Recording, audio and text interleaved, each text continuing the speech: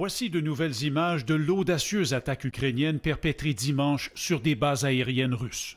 Les drones ont pu s'approcher impunément de bombardiers garés sur des tarmacs. Les forces ukrainiennes disent avoir détruit 41 de ces appareils, portant ainsi un coup dur aux capacités militaires aériennes russes.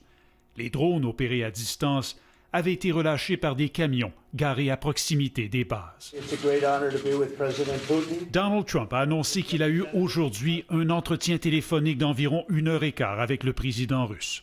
C'était une conversation enrichissante, a-t-il écrit, mais qui ne mènera pas à une paix immédiate. Il ajoute que le président Poutine a déclaré avec force qu'il devra réagir à la récente attaque contre les aérodromes.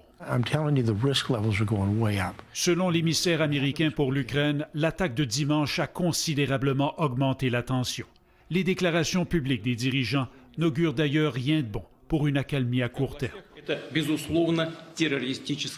Vladimir Poutine accuse l'Ukraine de terrorisme à la suite de l'effondrement de 2 ponts en Russie qui ont fait 7 morts et 115 blessés. Son homologue ukrainien qualifie quant à lui d'ultimatum inacceptable les conditions posées par la Russie pour mettre fin à la guerre.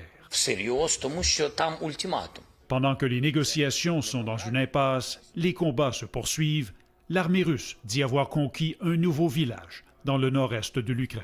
Si Donald Trump a récemment montré des signes d'impatience envers Vladimir Poutine, aujourd'hui, il ne lui a adressé aucune critique. Le président américain, qui avait promis de mettre un terme à la guerre en moins de 24 heures, semble aujourd'hui résigné à la voir se poursuivre. Raymond Filion, TVA Nouvelle-Ottawa.